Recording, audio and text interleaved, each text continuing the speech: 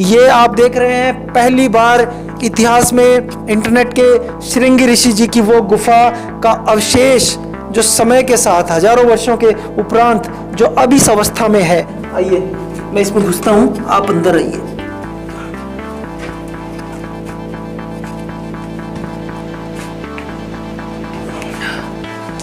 जल अपने आप पूरा हो जाए इतना है। जल अपने आप आ जाएगा वापस इसमें। हाँ।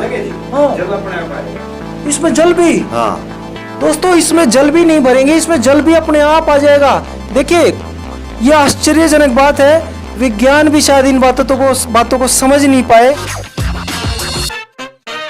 दोस्तों मैं हूं इस समय गांव सिंघाना, जिला जींद। नाम सिंघाना पड़ा हुआ है महाभारत के समय के महातपस्वी श्रृंगी ऋषि से।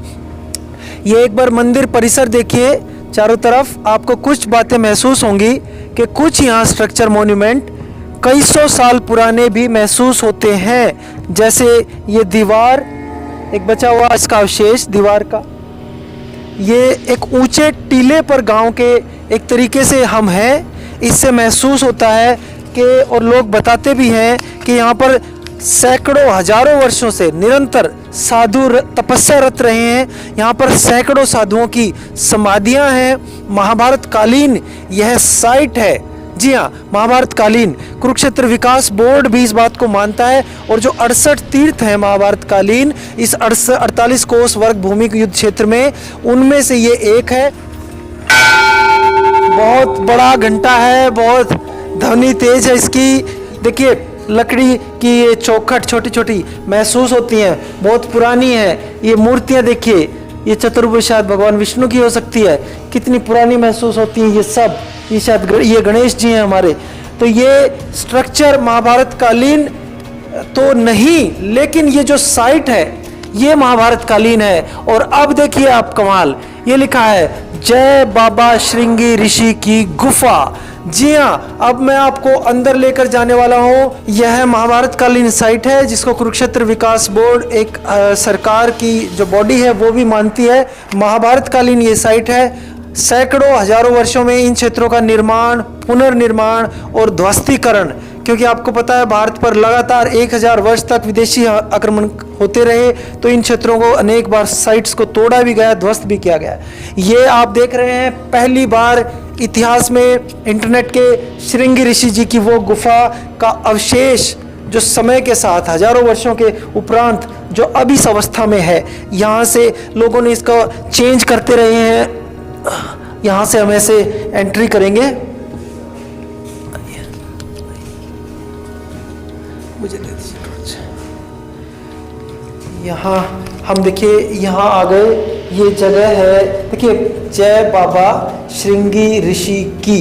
इसी गांव का नाम भी श्रृंगी ऋषि जी महाराज के कारण पड़ा हुआ है। ये उनकी तपोस्थली थी। और जो जगह मैं आपको अंदर ले जा रहा हूँ वो उस गुफा में श्रृंगी ऋषि महाराज तप किया करते थे। ये देखिए, ये चल रही है गुफा, आप दिखाइए रोशनी।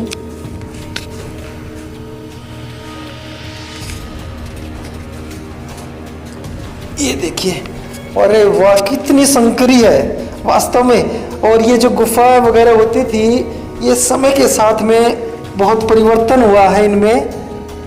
और देखिए कैसे बैठ के जाना पड़ रहा है, मुझे लगता नहीं कि बड़ी मुश्किल से। नीरज भाई आप आ पाओगे? ये बैग है ना, वहीं रखना पड़ेगा मुझे। बैग से इधर रख दीजिए इसको, क्योंकि अंदर बहुत ज़्यादा संकरा है। और रोशनी टॉर्च से दिखा रहे हैं हमारे जो यहाँ के हमारे साथी हैं। आइए मैं इसमें घुसता हूँ, आप अंदर आइए।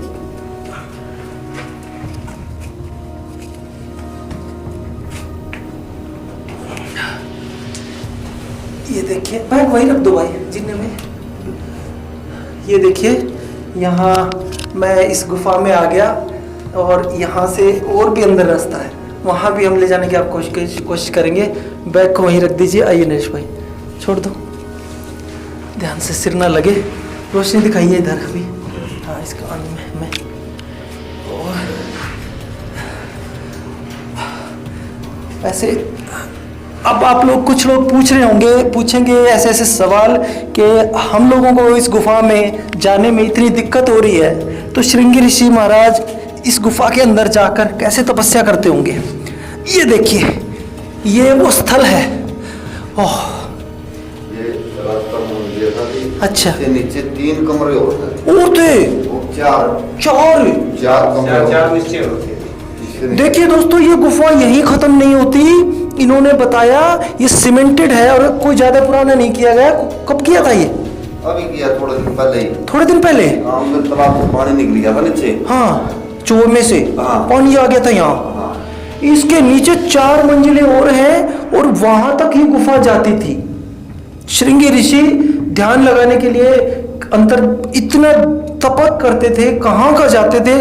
इसके बारे में देखिए, इस गांव वालों ने ये बताया कि 4 मंजिला गुफा और नीचे जाती थी, लेकिन इसमें पानी आ गया था तालाब में से, सूर्यकुंड में से, और इस कारण इसको कुछ महीने पहले यहाँ हवा नहीं आ रही है, सफोकेशन हो रही है, घुटन महसूस हो रही है ना यहाँ सांस लेने में, तो इसलिए अब बाहर चलते हैं, निकलते हैं। हाँ, तो मैं आपको बता रहा था, ये गुफा समय के साथ में हजारों सालों में ऐसी नहीं रही है। समय प्लेट्स जो धरती की हिलती रही, उसके कारण इनकी परिस्थितियों में चेंज होता रहा है। ये बढ़ी रही है समय के अनुसार, लेकिन आज ये इनकी निशानियां हैं, इनके अवशेष हैं। ये हम आज पहुंचे श्रृंगी ऋषि की गुफा के अंदर तक। हाँ, बैटरी दे दो। और अब देखिए हम किस तरीके से यहाँ से निकलेंगे। निकलना भी आसान नहीं है, सिर लगने का डर रहता है इसमें। और मैं बहुत धन्यवाद करता हूँ कैमरामैन का, हमारे भाई साहब का। सच में ऐसी परिस्थितियों में वीडियो बना रहे हैं हमारे साथ, ये आसान नहीं है। लेकिन महाभारत कालीन इन साइट्स को खोजना, इनको दिखाना आसान नहीं है। इसके लिए ये सब मेहनत, ये रिस्क करनी पड़ती है, लेना पड़ता है। और ये देखिए, हवा अंदर जाने में थकावट इतनी नहीं, लेकिन वहाँ हवा का प्रेशर बहुत कम है, सफोकेशन, उससे सांस फूलता है। और बैग में ले लूँगा, आप चलो।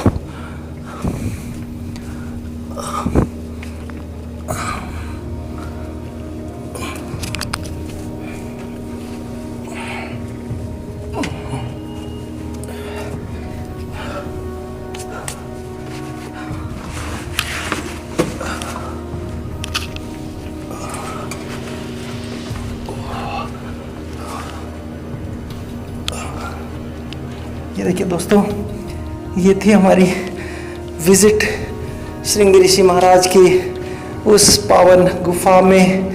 अंदर जाने का मौका मिला जहाँ महाभारत के समय से कि में स्वयं महाराज तपस्या किया करते थे। अब मैं आपको लेकर चलता हूँ बाहर यहाँ से, और आपको मैं दिखाता हूँ वो जगह, वे 2 रहस्यमयी घड़े।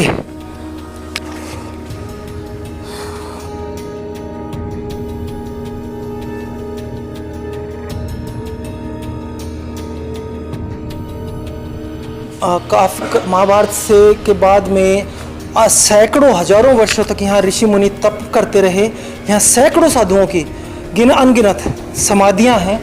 फिर बाद में 1947 मुसलमान एरा में, मुगल एरा में, ऐसा बताते हैं यहाँ एक और यशस्वी तपस्वी आए जिनका नाम था मंगलगिरी जी महाराज।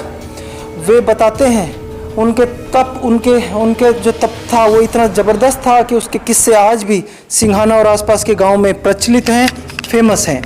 और आज मैं दिखाता हूँ उनके द्वारा रखे गए 2 कच्चे घड़े जिनमें आज भी जल भरा हुआ है। ये देखिए, इन पर रोशनी करते रहिएगा।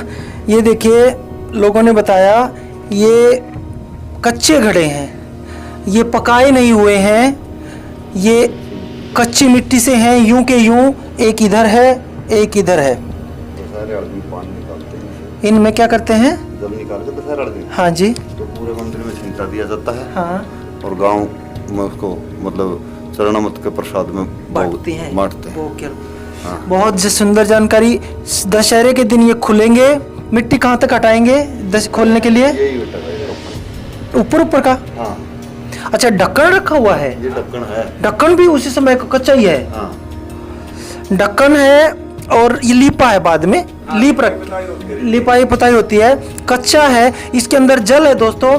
सबको पता है कच्चे घड़े के अंदर जल नहीं रुक सकता, घड़ा फूट जाएगा, जरा सी देर में ही फूट जाएगा।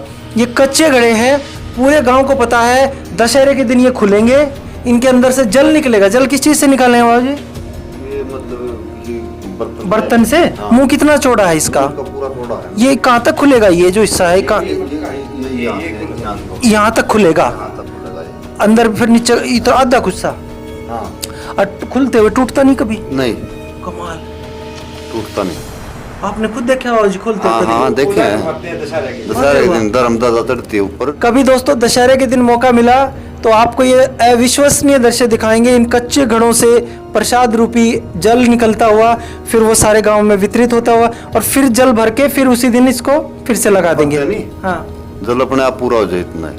जल अपने आप आ जाएगा वापिस इसमें। हाँ। हाँ, जल अपने आप आएगा। इसमें जल भी हाँ दोस्तों, इसमें जल भी नहीं भरेंगे, इसमें जल भी अपने आप आ जाएगा।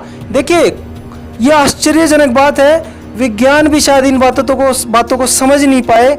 और महाराज जी ये भी ऐसे ही है, ऐसे ही हाँ। ये भी खुलेगा। हाँ, ये इसके अंदर भी जल है। हाँ दोनों घड़े से जल निकाल लिया जाएगा। हाँ। जितना जल निकालेंगे हाँ। वो अगले साल दशहरे तक अपने आप पूरा हो जाएगा। पूरा हो जाएगा। हाँ। आधे घड़े में। हाँ दोस्तों कानों को सुनकर भी यकीन नहीं होता, लेकिन हमारे देश में क्या क्या नहीं है, बस खोजने वाला चाहिए और एक्सपेरिमेंट।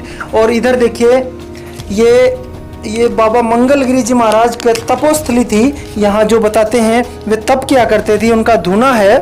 और एक बार बड़े बुजुर्ग इस गांव के बताते हैं, सिंघाना के मुस्लिम काल में 47 से पहले ये जो है यहाँ के जो पानी लेने के लिए जो साधु महाराज थे मंगलगिरी जी, उनके चेले गए एक जगह कुएं पर पानी भरने के लिए, लेकिन वो मुस्लिम रांगड़ों का होल्ड था इस एरिया पर, सफ़ीदों और आसपास के।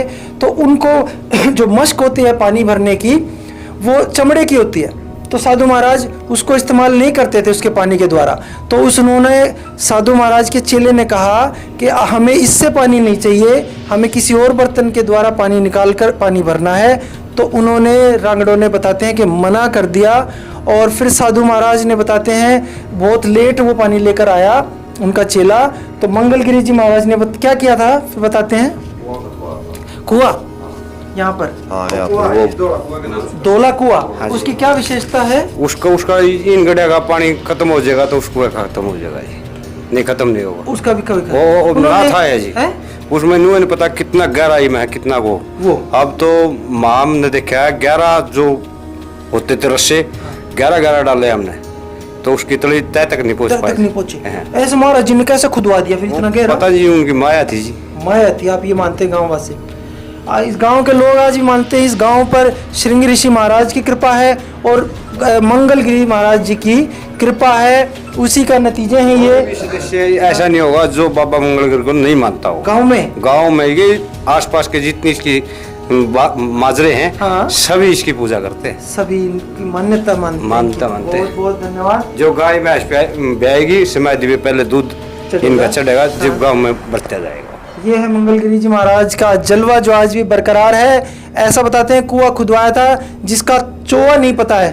मुसलमान आक्रमणकारी आए थे यहाँ पे जी, तो बाबा मंगलगिरी जी के शरीर के मतलब अलग अलग अवशेष पड़े मिले उन्होंने। अच्छा। तो वो देख कर वापिस बच गए। अच्छा। उसके बाद फिर बाबा फिर ये एक प्राचीन जीना है छोटा सा, इधर जाता है महल है ऊपर, यहाँ से है। अच्छा, महल से आप पानीपत का थर्मल देख रहे हैं। महल इतना बड़ा? हाँ ऊपर ऊपर है।